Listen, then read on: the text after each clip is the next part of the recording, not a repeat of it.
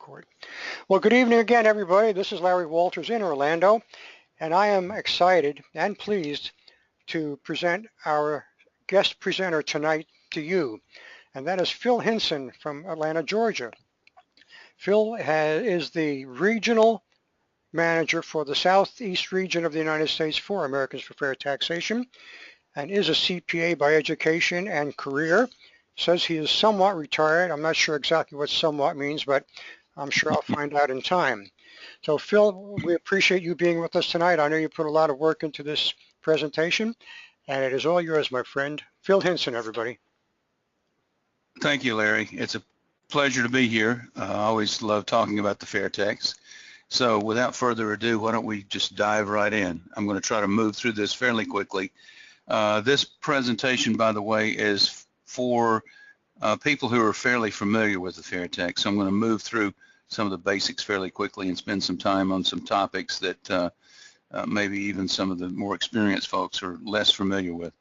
As you can see, the current FAIRtax bill is in both the House and the Senate under the numbers HR 25 and S18.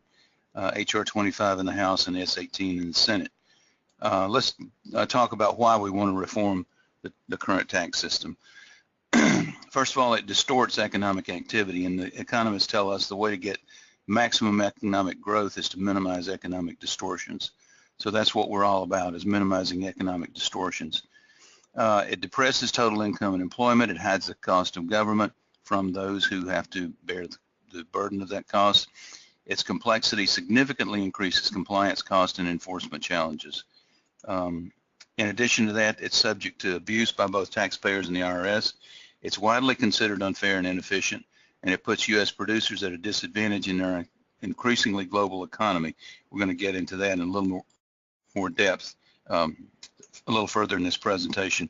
This next slide, it came directly from CCH, which is Commerce Clearinghouse. They publish a publication called the Federal Tax Reporter every year. And the pages that they are tallying up on these various years that they're showing are the pages that they publish in their tax reporter, Federal Tax Reporter annually. And as you can see, we're up to 74,608 pages as of January 2014. Obviously, given the trend of things, it's up higher than that now, but these are the most current data that we have. And one word of caution here, sometimes FAIRtax supporters refer to the code as 74,600 pages or whatever number they happen to be referencing. That's not just the Internal Revenue Code, which is about 10,000 pages of that. This also consists of Treasury Department rulings, IRS regs, and a whole body of knowledge that a tax practitioner has to be familiar with in order to prepare tax returns. So we use the phrase the tax system because that's the phrase that Commerce Clearinghouse uses. Let's talk about what the FAIRtax plan is, and again, I'm going to go through this fairly quickly because my assumption is this audience is already pretty familiar with the overall design of the FAIRtax. We tax all new goods and services purchased for personal consumption once with no exceptions at a rate of 23 cents for every dollar spent, which is a revenue neutral rate. Revenue neutral means that we replace dollar for dollar the taxes that we're eliminating with the new tax form that we are introducing. We also eliminate payroll and corporate income taxes, which are embedded at each level of the U.S. supply chain. We'll get into that in a little bit more depth in just a minute. It would facilitate the repeal of the 16th Amendment by enacting the only alternative revenue neutral proposal which would survive a repeal of the 16th. So that's extremely noteworthy, I think. The FAIRtax plan also replaces federal income, estate, and payroll taxes and provides a simple, transparent, progressive national retail sales tax system administered through the existing sales tax state operations. It's revenue neutral, which means it generates sufficient revenue to replace dollar for dollar all federal income, estate, and payroll taxes using static measurement. And static versus dynamic scoring is a controversy that's been going on in Washington, D.C. for quite some time now. And static just basically means you don't take into consideration the economic changes that you would anticipate from the incentives that you're putting in place with your new tax proposal. Dynamic scoring does take those changes or attempts to estimate what those changes might be. The FAIRtax plan offers a prebate for every family, ensuring that every legal family, I should say, that no legal American family pays any federal tax up to the poverty level. It's the only tax proposal developed using modern marketing techniques to find out what the American people across the political spectrum wanted in the tax system. Now, that's something that I think we don't do a good enough job of emphasizing, because that really sets the FAIRtax apart. The methodology that was used was a team of marketing executives from several Fortune 500 companies formed half of the team. The other half of the team were academic economists from around the country. The marketing people surveyed the American people and used marketing techniques to find out what the American people wanted in a tax system, and the economists made sure that the numbers worked. Nobody else has approached it with this sort of rigor and this sort of meticulous methodology. And if you stop and think about it for a minute, because we bypassed the political system, what came out of the FAIRtax design was a proposal that is what I call ideologically neutral, meaning we're not trying to impose an ideology from the left or from the right or from any particular ideological persuasion. We're just trying to raise the revenues that the government needs in the least economically destructive manner possible. And this is something that a lot of folks have a hard time grasping, because it seems like everybody wants to inject politics and ideology into every public policy decision, including tax policy. So anyway, let's move on and talk about what the FAIRtax actually looks like from a 30,000 feet above the Earth's surface view.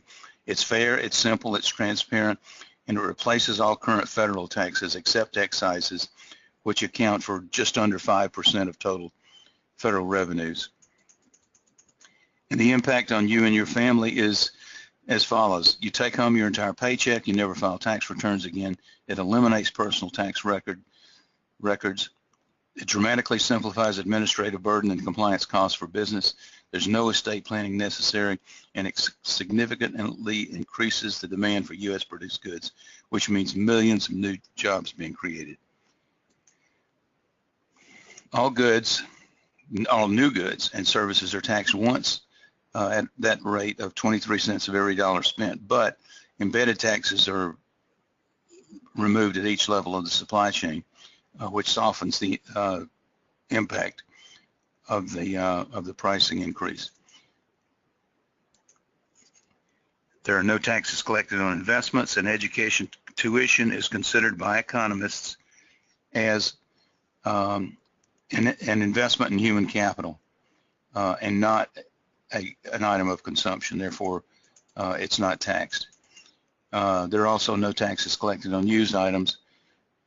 One of the principles behind the FAIRtax is we tax once and only once during the life cycle of the supply chain of a single product. The prebate makes the FAIRtax progressive when measured against consumption. We'll show that. We'll show a graph which illustrates that in a couple of slides. This is how the prebate schedule works. As you can see, this is divided into 1 adult and 2 adult households here.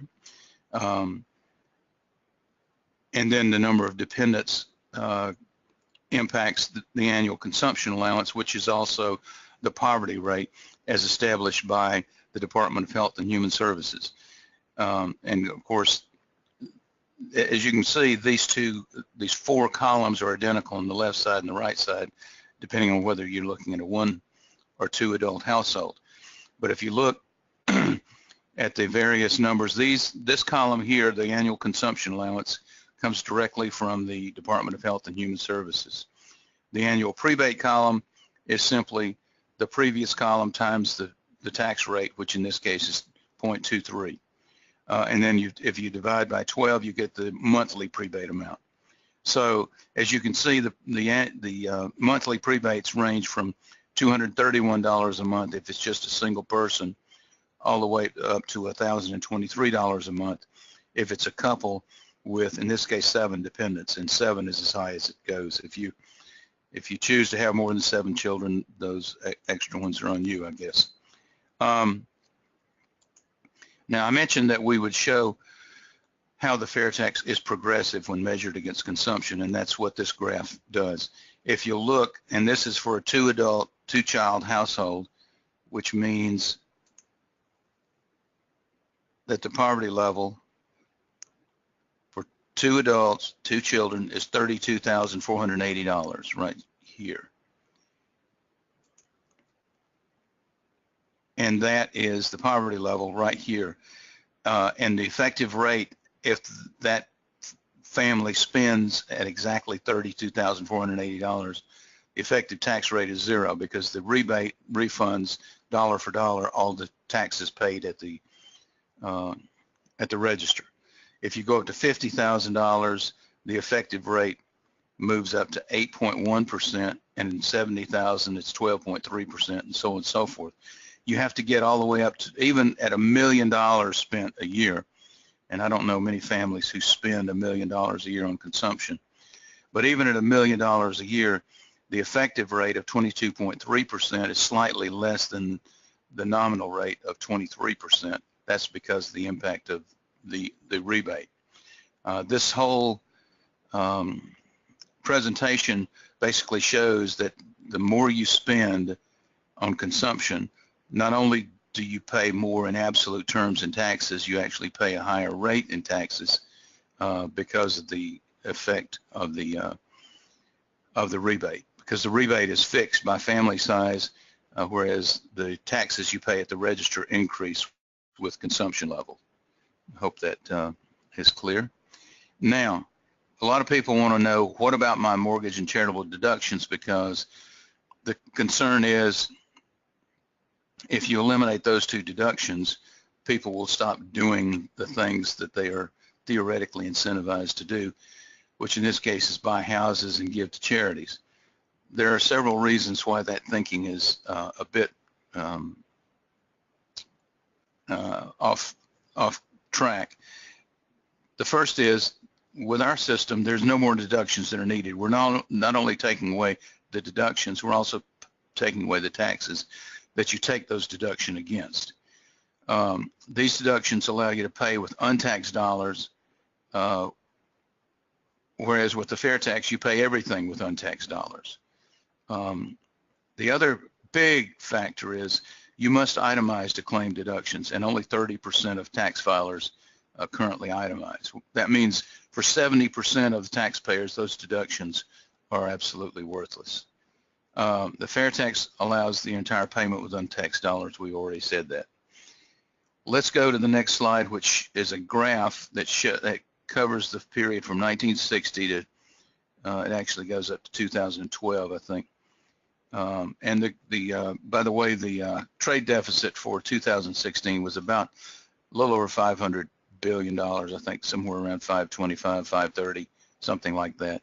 So it's up somewhat from this bottom here at 2012, but it's still huge by any measure and far bigger than any other country on earth.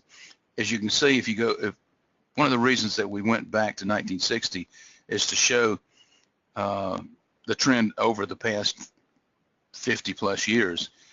And as you can see, up until, and we could have gone back a lot further, and it would have shown a similar pattern to this period from 60 to basically 80 or almost 80. And that is, we were basically in balance.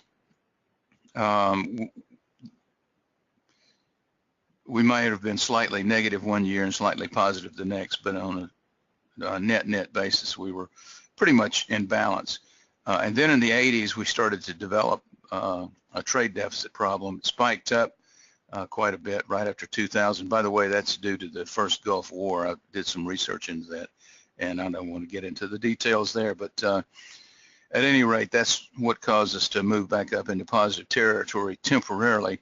But as you can see, since about 2008, the bottom has fallen out, and we really have we're in uncharted territory as far as the trade deficit is concerned. Now, the trade deficit is a measure of the extent to which we are paying foreign workers to build the stuff that we consume to a greater extent than foreign consumers are paying our workers to build the stuff that they consume. That's a little bit of an oversimplification, and the professional economist would probably say so, but I don't think it's inaccurate.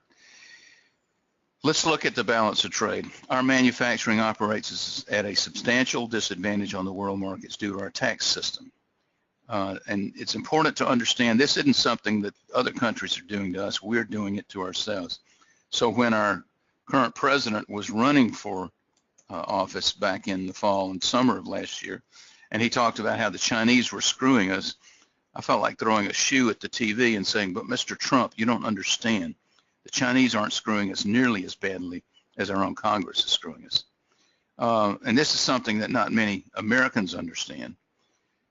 Real reform of this counterproductive system would mean the creation of good jobs and faster economic growth.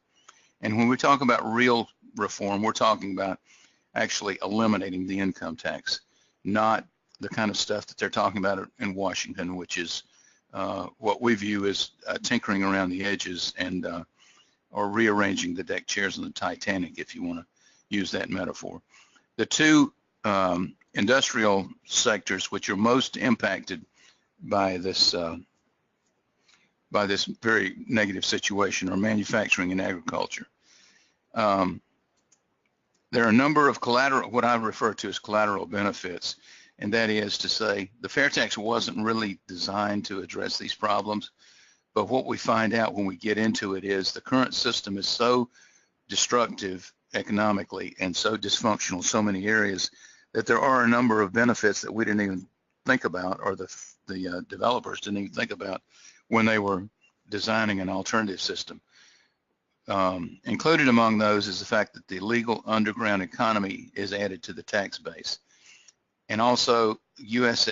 assets stranded offshore by the current tax system, which is estimated to be, and this is several years old now, it's probably bigger than this now, but a few years ago it was estimated to be $11 trillion, and all that money would be repatriated.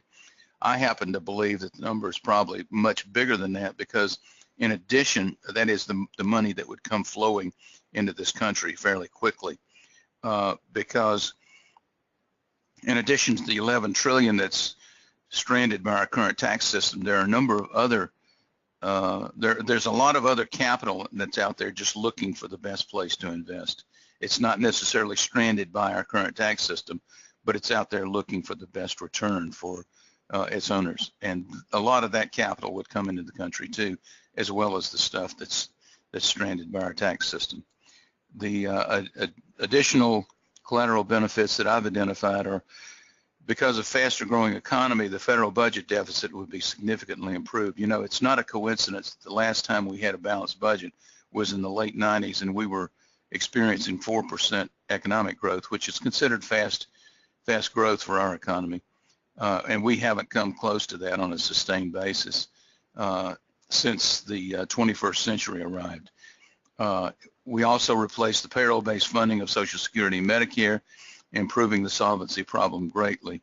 That's one of the things that Mr. Linder and Mr. Bortz went into in some depth in their book on the FAIRtax that was published some, I guess, 7 or 8 years ago now.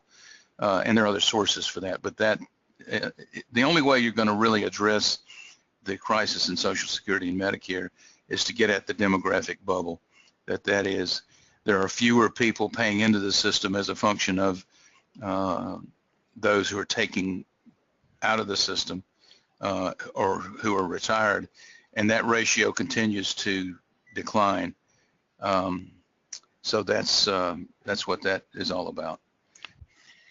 Let's move right on to this next slide. This is a slide that actually was on a single sheet of paper, and because of the constraints of formatting here on PowerPoint, we had to put it on 2 slides. So toggle back and forth. But this is my attempt to condense everything I've learned about the global competitiveness benefits of the FAIRtax into something that's understandable and explainable in a relatively short period of time. So let's just jump through here. I've organized this. There are two major economic forces that the FAIRtax unleashes. On the left, there are price shifts that create increased demand for U.S. produced goods. That leads to an economic surge. And on the right side, and I've just labeled this economic force B, when we eliminate taxes on producers, we cause a large inflow of capital, which we've referenced previously. And so the combination of those two working in tandem create this enormous economic boom. And here's the way it works. And this is talking about products sold here in the United States only. This is not talking about the export market. If you take an item that now is priced at $100, when you remove 12.5%, you may have heard it's 23%, but that 23% number came from a misinterpretation of some data that Dr. Dale Jorgensen provided back in the 90s. But Dr. Walby believes that the current number is 12.5%. When you take that 12.5% out of the pricing equation, because producers no longer have to produce the cost, have to recoup the cost of their taxes through their pricing mechanism, you come to a selling price of $87.50 for that item that was priced at $100. When you add the sales tax onto that at the rate of 23 cents per dollar spent, it comes up to $26.25. So you come to a total after-tax price of $113.75. That represents a 14% increase over that $100 item. This is a U.S. product sold in the U.S. market. When foreign products are sold, they still, if they were $100 before, they're still $100 now, because they don't get the benefit of the elimination of these prices, as you see on the left side. So then when you add the taxes, the sales taxes on top of them, you end up with a $130 price for an item that was $100. Now here's the important thing to understand. This differential here of 14% increase versus a 30% increase, this is not because we're introducing a bias in favor of U.S. produced goods into our tax system. Rather, we are eliminating a bias that is part and parcel of the current system against U.S. produced goods and in favor of foreign produced goods. Now think how perverse that is. We have a tax system that gives foreign producers a leg up, not only in our own market, but also in every offshore market in the world, because of the way our tax system operates. And it's economic suicide. It's ridiculous. So anyway, this differential right here, a 14% versus 30% increase, creates these price shifts that we're talking about on the left side, and that, as I mentioned, increases the demand for U.S. produced goods. And think of it this way: these two economic forces combine. The one on the left side, which I've labeled A, creates the need to expand production in the United States. The one on the right-hand side, which I've labeled as B, creates the means to do so. Because all this capital is going to be flowing into the country, it's going to be looking for a good place to invest. And anybody who's been involved in the capital markets in recent years knows that for a small to medium-sized company, it's almost impossible to find debt capital to finance the growth of their business. This addresses that in a huge way. So you're talking about the convergence of these two. Either one of these two would produce a nice little bump, but it's the cumulative effect of both of them that create the enormous economic boost. And the other point to be made is, if you look at how this compares with a flat tax or with any tax that keeps an income tax, you have to say, well, those tax reform measures don't produce economic force A. They also don't produce economic force B. So in the two major economic forces, and let's look at it like a physics problem. Those of you who took physics, you know that if you want to move an object that has a large mass, you have to apply a tremendous force to it. A small force isn't going to do anything to a large mass object. The object's just going to sit there. So if you want to move an economy the size of the U.S., and again, it's the largest in the world, it's something like $17 trillion, you have to apply very large forces. We're talking about changing, over here we're talking about changing the buying behavior of 7 billion consumers around the world. That is a big, big force. Here we're talking about upwards of $10 trillion in investment capital coming into the country. That is, once again, a big, big force. You can't move an economy the size of the U.S.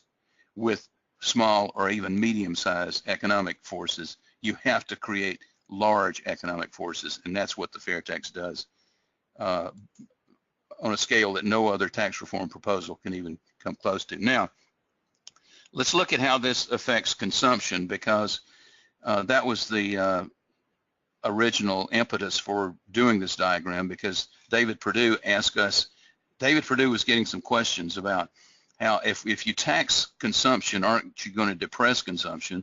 And if you depress consumption, aren't you going to slow down the economy rather than speed it up?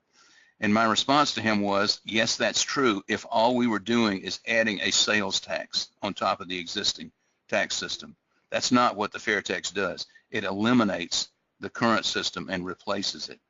So what I tried to do was identify the various factors that would have an impact on consumption, and I put a red up arrow for the ones that would exert upward pressure on consumption, and a red down arrow by this one that they want to focus on that would depress consumption. As you can see, yes, the price of consumers' goods does increase, okay, and that by itself would tend to have a downward impact on consumption. However, at the same time, we're also eliminating payroll taxes, which would have the impact of increasing take-home pay, which would have an which would exert upward pressure on consumption.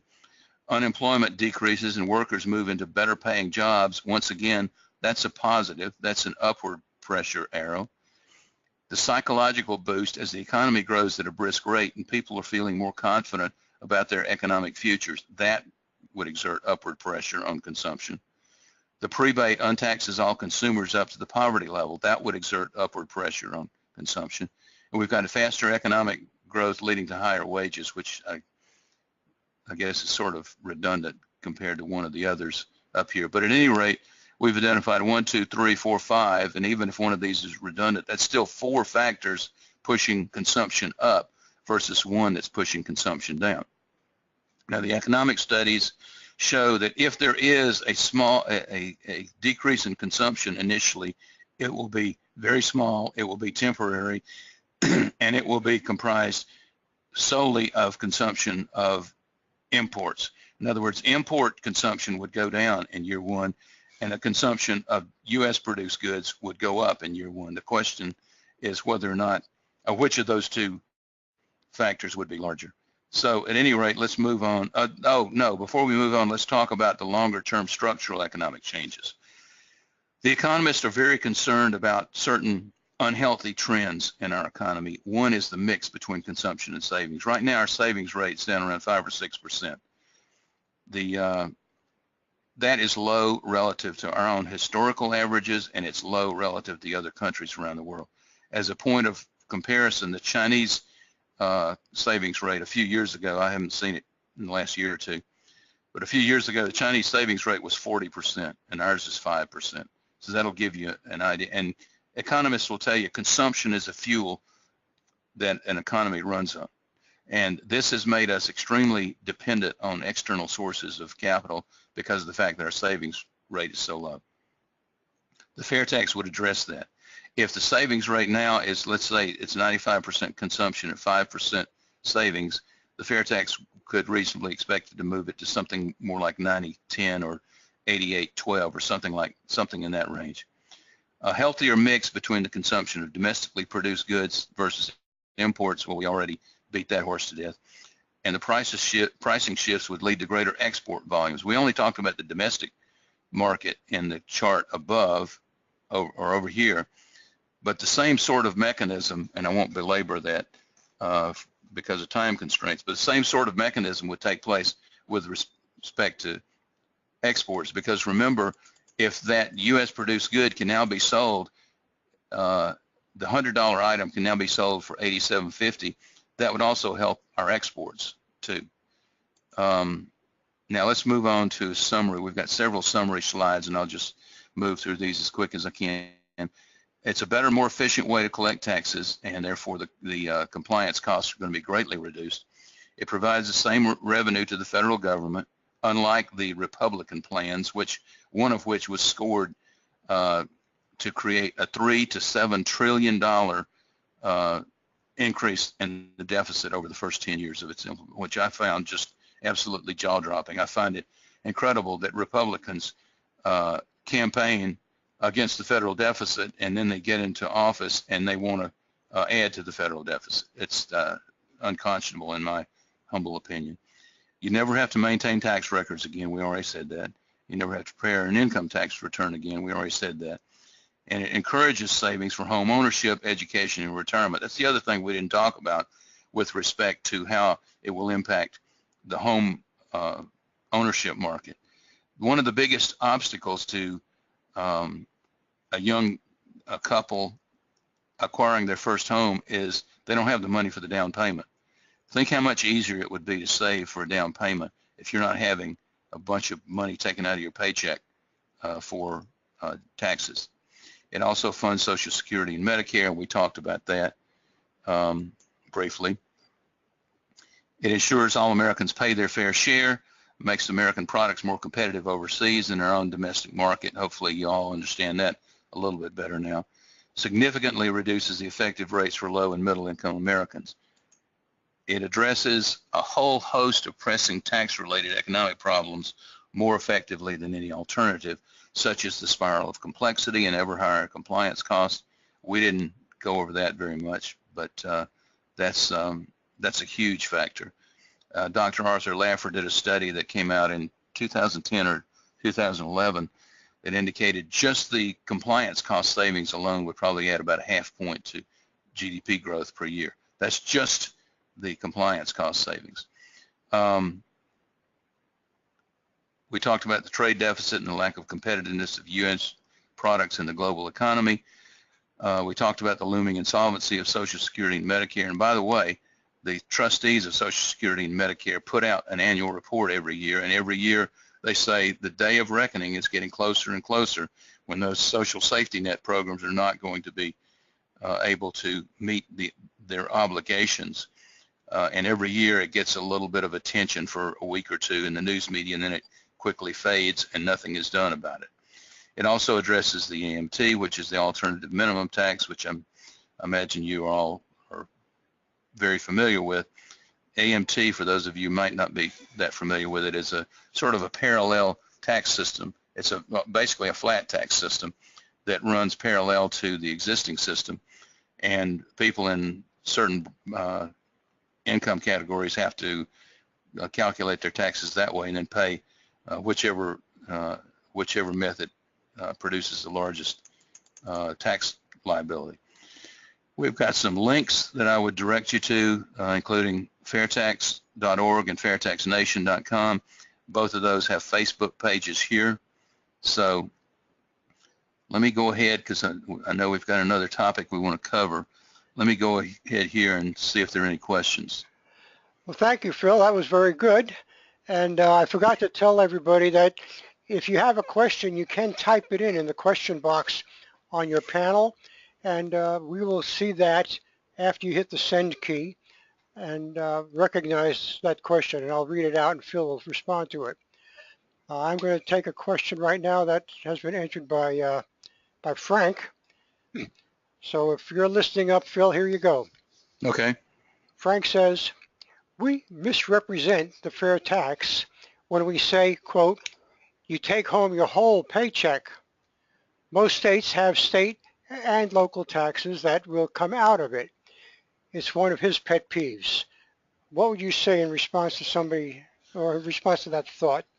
I would say that that's a little bit of shorthand when we say that you take home your entire paycheck. He's quite correct. Most states have income taxes, but what we expect to happen is that those states that have an income tax would, the fancy economic term is harmonize. They would harmonize their tax systems with the fair tax fairly shortly after implementation. So we think that within a short period of time after the fair tax is passed at the federal level, that would be a true statement. Now, since we've been working on this, we've come to the realization that maybe we've gotten the sequence wrong, that we've always thought we would do it first at the federal level and the states would follow. Maybe we do it at the state level, and we've been working very hard here in Georgia to try to get it done on the state level, and we think and hope that if we can get it done, and Alabama is moving along nicely also, if we can get it done on two or three states,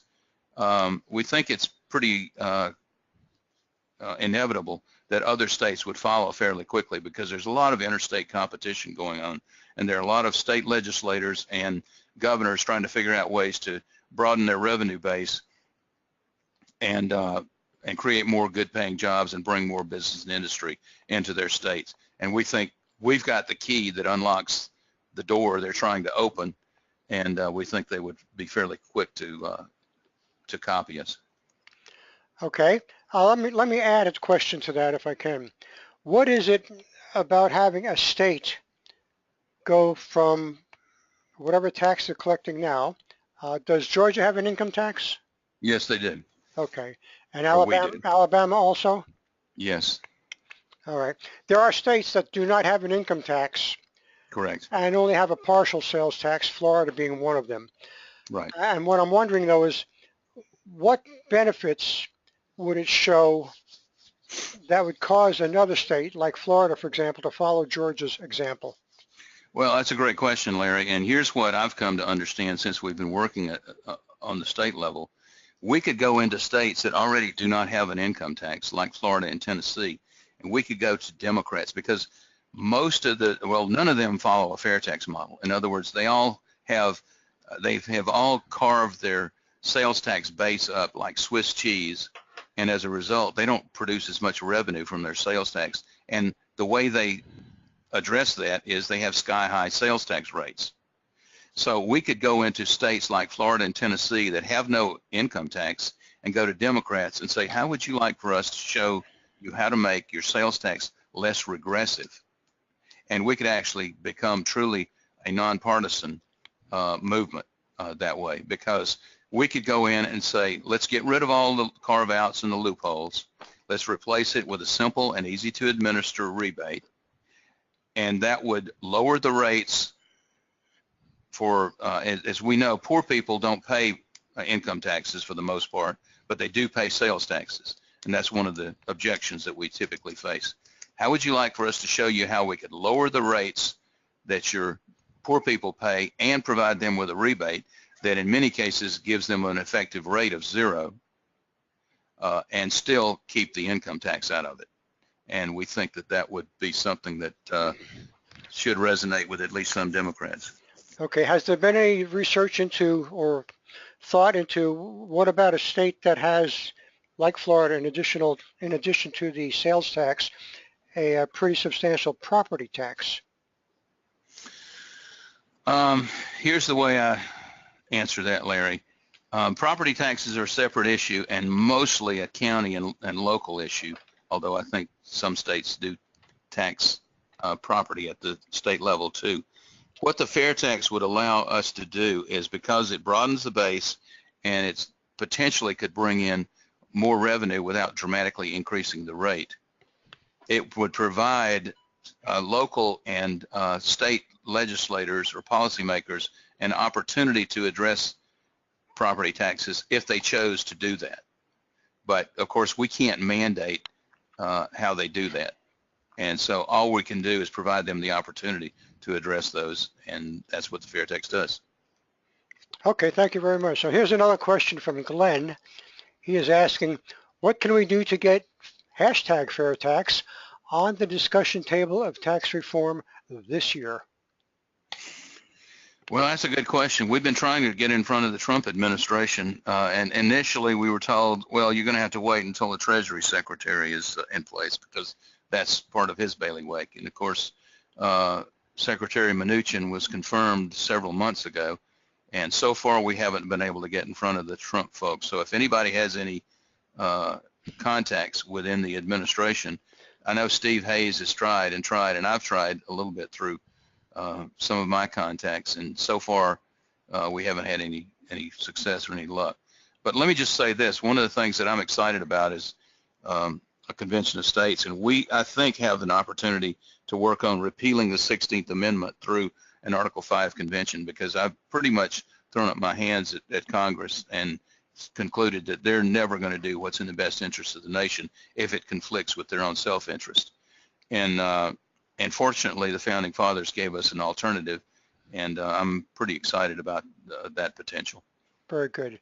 Okay, one more and then we can go on to your special topic. This is from Frank. Another collateral benefit is the reduction of lobbyists in Washington seeking tax favors and unfairly influencing politicians. That's very well said. I don't know that I could add anything. Yeah, I think he stated it very well. Yeah, it is a positive comment. Thank you, Fred. Frank, I mean, I'm sorry. Okay, it's back to you, Phil. Okay. You can start your second part. Okay. We are running about 20 minutes longer than normal, so do what you can. Okay, I'll go as fast as I can. Bear in mind, I'm from the South, folks, and talking fast isn't something that comes natural to me. But anyway, we want to talk about the strategic planning process, because this is something I've been interested in really ever since I've been part of the FAIRtax movement. And I chose my terminology very carefully here. Notice I said process. Why did I say strategic planning process rather than strategic plan? It's not merely a document. It's a process, which implies that it's a whole system of integrated procedures designed to, number one, better organize the organization's efforts, and number two, prioritize the allocation of scarce resources. And in our case, the most valuable and precious resource we have is volunteer labor. Now here is I guess they call these memes, that I came across today that I thought more succinctly described the point I was trying to make than anything. General Eisenhower obviously was a master planner. He was responsible for the victory in northern Africa in World War II, and also the famous Normandy beach invasion, and as well as obviously becoming president of the United States during the 1950s. But he said plans are nothing, planning is everything. Now it's interesting to note that even though there's no date on this quote, and I didn't have time to research it, General Eisenhower passed away in 1969. That was about the time that strategic planning was becoming a really hot topic in corporate circles. So he was sort of ahead of his time when he made this statement. So anyway, that's what we're going to talk about in the next couple of minutes, and I'll try to get through this as quickly as possible. Why do we want to do this? Well, it facilitates communication both internally and externally in order to, number one, help raise resources, which is fundraising, because sophisticated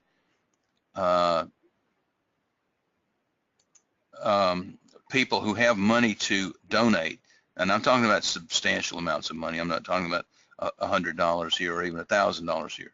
I'm talking about people who can write checks that have a lot of zeros on them. They are accustomed to looking at strategic plans and evaluating strategic plans, and their decision to fund or not to fund in a lot of cases is partially dependent on the quality of your strategic plan. It also aids middle-level management in making decisions on a coordinated and goal-oriented basis, whereas what we have now is more of an ad hoc, I guess, less organized basis than is ideal. It consolidates the best thinking in the organization into a single cohesive strategy. We've got a lot of experienced and smart people in this organization now, but unfortunately, we don't have a mechanism for bringing all that information and all that perspective into a single place and putting all the ideas on the table and sorting through them in an efficient manner. strategic planning process would do that. Strategic planning has become an academic discipline requiring specialized training over the last 20, 30, 40 years. The premier fast-growing organizations in the country, both the for-profits and the not-for-profits, utilize strategic planning extensively. Let me ask a couple of questions here, and I'll just answer my questions after I ask them to save time. The first question is, what's the difference between a mob and an army? And I'm providing a hint here. It's a one-word answer. I want you to think about it before I give you the answer. The second is, what are the two most important requisites for a successful strategic planning process? And the answers are, the one-word answer I was looking for as far as the difference between a mob and an army is organization. That's what we're trying to accomplish with a strategic plan, is better organization. Number two, the two requisites for a successful strategic plan are A, senior leadership commitment and buy-in. You show me an organization where the senior leadership isn't committed to it, and I'll show you an organization that has almost no chance of successfully executing a strategic plan. The second is a very skilled facilitator, and we'll get into what a facilitator does in a moment. But please bear in mind that a majority of strategic planning projects are not successful. So you're swimming upstream to even begin, but I would say that virtually 100% of organizations that don't take strategic planning seriously end up floundering and not being successful in their mission. And let's talk about a couple of elements that are commonly found. The different facilitators, and we use that word in the previous slide, but generally you need somebody who's experienced in strategic planning to guide you through the process.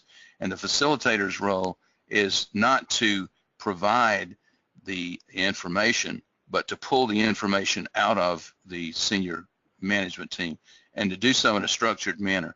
And typically what they do is they want to get the senior leadership to focus on identifying the mission. In our case, the mission is pretty obvious and pretty self-evident, and that is to pass the FAIRtax. The vision is sort of an expansion of the mission, and that basically asks, well, what do we do, or what sort of environment do we anticipate if we're successful in achieving our mission? And in our case, we would say, well, we want a country that's competing more effectively in the global economy, and therefore has greater economic opportunity for its people. Another common element that you see, and not all but some strategic plans, is what's called SWOT analysis. SWOT is an acronym that stands for strengths, weaknesses, opportunities, and threats. And as you can see, there's a sort of a matrix configuration that these can be put into. Strengths and weaknesses are both internal characteristics. Opportunities and threats are both external. Strengths and opportunities are positive, weaknesses and threats are negative. And as you can see, what a good facilitator will try to do is to walk the management team through a structured means of looking at their situation so that they create a structured approach to what they're doing. Now, let me talk about two organizations that I had familiarity with a couple of years ago, and just to give you an idea of how strategic planning plays into their overall business. Turner Broadcasting is an Atlanta-based company that has the Superstation as one of its operating divisions. I heard a lady speak who was a vice president of Turner. Her job was the coordination of the strategic plans of all of Turner's 13 separate operating divisions. She had about 8 or 10 full-time facilitators working for her, and her job was to schedule those facilitators with the various senior management teams of the 13 divisions, and to make sure that their strategic plans were done on a timely schedule and they're following company policy. These 8 to 10 facilitators, again, full-time facilitators, went through I think she said 120 hours of continuing education a year. To put that number in perspective, when I had a CPA certificate that was current, I was required to do 80 man hours every 2 years, which is an average of 40 a year. So these folks are going through 3 times as much continuing education as someone had to keep a CPA certificate current in the state of Georgia. So this is a very specialized field. It's a very technical field, and the people who do this are very, very skilled at what they're doing. Google is another company that's made a major commitment to strategic planning. I had heard, and this is several years ago now, I don't know if they're still doing this or not, but at that time, Google did a complete top to bottom strategic plan every 90 days because their feeling was that their environment, operating environment, changed so rapidly that they had to do it that frequently. Now that is a major, major commitment of resources. And bear in mind, the people who are doing this are the senior executives in the organization. You don't have your mailroom clerks and your payroll clerks doing strategic planning. You have your CEO and your vice president of sales and marketing and your CFO and the other senior top level executives putting their heads together, and it's a major commitment of time and energy and resources, and I'm amazed that a company like Google would find it necessary to do that every 90 days, but that was the case. This is just more verbiage on what a facilitator does, but again, the facilitator is crucially important. If you've got a good facilitator, your chances of creating a really high quality strategic plan are exponentially greater than they are if you don't. I remember John Collett asked me several years ago when we were discussing strategic planning if I could facilitate it. I said, well, it depends on how well you want it facilitated, because I remembered a line that Joe Torre used way back when he was manager of the Braves back in the 80s. They asked him about a player he'd brought up from the minor leagues. They had a really good bat, and they wanted him in the lineup, so they stuck him out in the left field, and he came up through the organization as a first baseman, and he was asked at a press conference whether or not this particular player could play left field, and he said, well, it depends on how well you want it played. and this particular player was known as the guy who put the excitement back into routine fly balls. So anyway, that's a little bit of an off the subject, but I thought it was something that stuck in my mind. It was rather humorous. Now, if you were to ask the people who've been around for a while and have tried to roll this boulder uphill, like all of us have, what elements they would like to see in a strategic plan, you probably get a lot of different answers. Here is my answer to that question. I want to see a strategic plan that includes state-by-state implementation, because I think it's critical and it gets us by something that we've never had before, which is it's a much easier way to have the broad public understand what the FAIRtax model is all about than to try to get people to sit down and sit through presentations. I would want to fold the Convention of States into our strategy, and that in itself is a challenge because there are different organizations working on the Convention of States, and that would involve some really detailed and in-depth discussions about the best way to approach that. But my particular feeling is we're going to see a Convention of States held in the United States within the next probably 2 to 5 years, and for us to miss out on that and not be a part of it would be, in my opinion, a huge strategic misjudgment. The other thing is, I think we need a renewed commitment to being nonpartisan.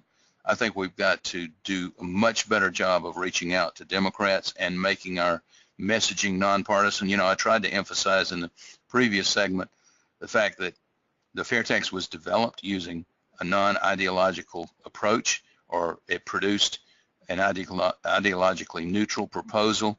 I don't think we get all the benefit from that we should, because for whatever reason, we have had a lot more success appealing to the right side of the ideological spectrum, and a lot of our messaging reflects that. And so anyway, I won't belabor that point, but those are the three elements I'd like to see in a strategic plan. Like I say, other folks may have other ideas. Let me talk about another topic that I call the algebra of strategic planning. And here's what I mean by an approach that to me makes a lot more sense. One of the things that I've heard since I've been involved is, Phil, we don't have any money now. We've never had any money in the past, and we're never going to have any in the future. So we've got to find a way to get this done with little or no financial resources. So when you solve an algebraic equation, you have to identify what unknown you're solving for and what your constants are. So using this algebraic parallel, what that suggests is not having any funds is a constant. And so the unknown that you're solving for is how long is it going to take to do it this way? And the answer seems to be it's going to take decades, if not centuries, to get it done this way. There's another approach that if we go the strategic planning route, I would suggest as an alternative, which is we've got to get this done in the next 3 to 5 years. Let's identify the steps that are needed to accomplish that goal, and let's figure out what financial resources we need to raise in order to make that happen. And then let's go to the people who have the capability of writing really big checks, and let's say, look, this is the plan we want to execute. These are the funds that we need. Will you help us? Now, that's a very different approach, and I think you can see in one case we're saying not having any funds is a constant, and the unknown that we're trying to solve for is how long is this going to take. In the other case, the constant is we have to get this done in the next 3 to 5 years, and let's figure out how much money we need to raise to make that happen. And of course, you always want to be as efficient and cost effective with the money that you raise as possible, because that just gives the funding sources greater comfort when they're writing you a check that it's not being thrown down a rat hole.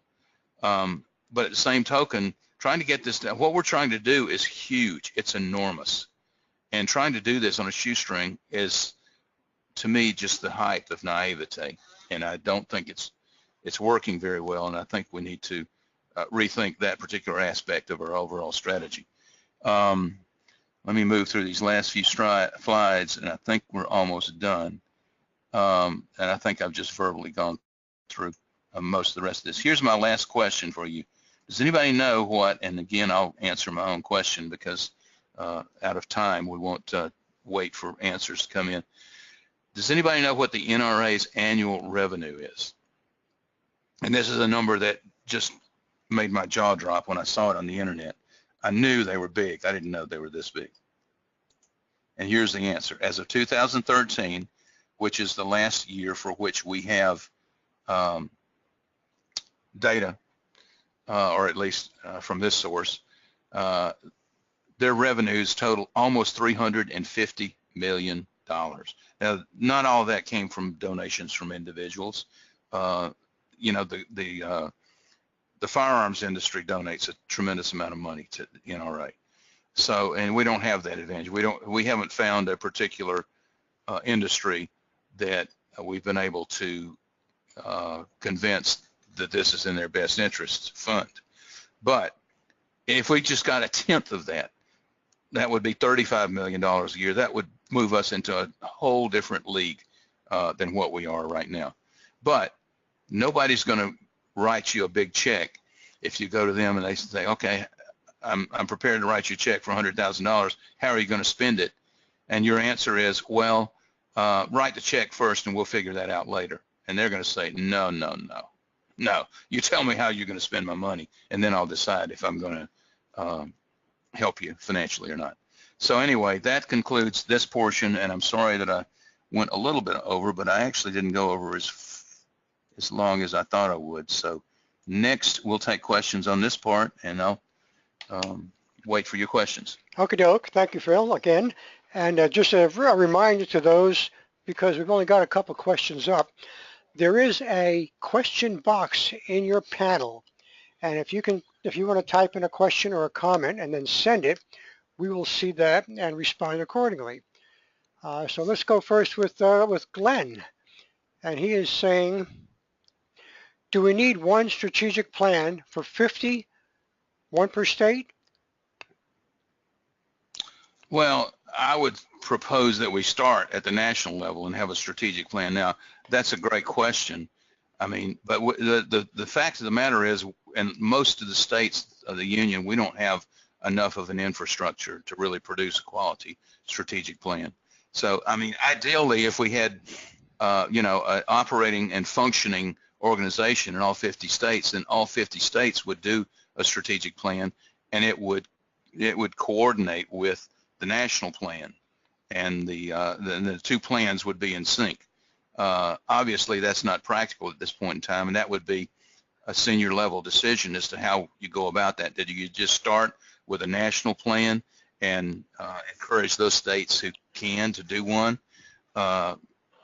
I don't know. I don't know the answer to that, but like I say, that would be a question, a board level decision, I would think. Yeah, that would seem the logical way to go, though. Have the national plan laid out, because that's where the executives are that do this kind of thinking. And once the national plan is laid out, then give that template to the states who are capable of putting together a senior group, and let them work out how to work within the national template. Mm-hmm. All right, next we have Frank ask. Oh, Frank is saying, good show.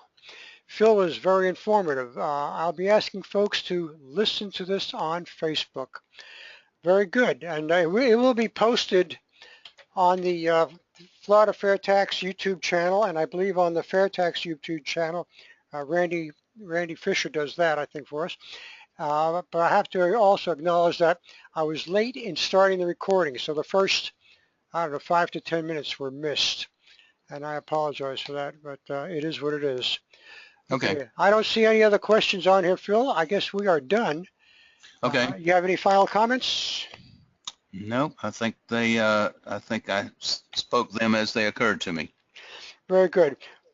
Well, ladies and gentlemen, we want to thank you once again for your attention and your time this evening. We know you've got a lot of things that you'd rather be doing, but your dedication for the FAIRtax is certainly admirable. And many of you have been on this mission as long as Phil has, which is longer than I, and I'm into 11 years now, I think. And we've got to get it done, and we just have to step up and maintain our faith that we're doing something that is worthwhile. I just had another question pop up here. And it's worth our efforts, worth whatever we can contribute financially. And more than anything, it's worth learning enough about that you don't have any trepidations about talking to others about it, that you can handle any rebuttals you might get. Even though you might have an answer right away, you can always tell them that's a great question. I will find out an answer and get back to you with that. Glenn is saying, how much would a facilitator cost and how long would it take? Good questions, Glenn. When I got involved in this before, we found a facilitator who was going to charge us, I think, $20,000 or $25,000. And we had a budget for the project because, bear in mind, there has to be what's called contact time. In other words, a lot of this work can be done remotely and through electronic communication means. But at some point, most good facilitators are going to want to get everybody down in one place and have people eyeball to eyeball and hammer out, some of the final polishing that has to be done to develop a good strategic plan.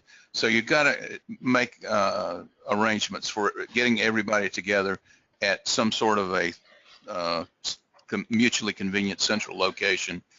And, I was envisioning raising enough money to defray the travel expenses of the people who participated. Now, I had some pushback on that. Some other people said, well, they should want to do this badly enough that each person is responsible for their own.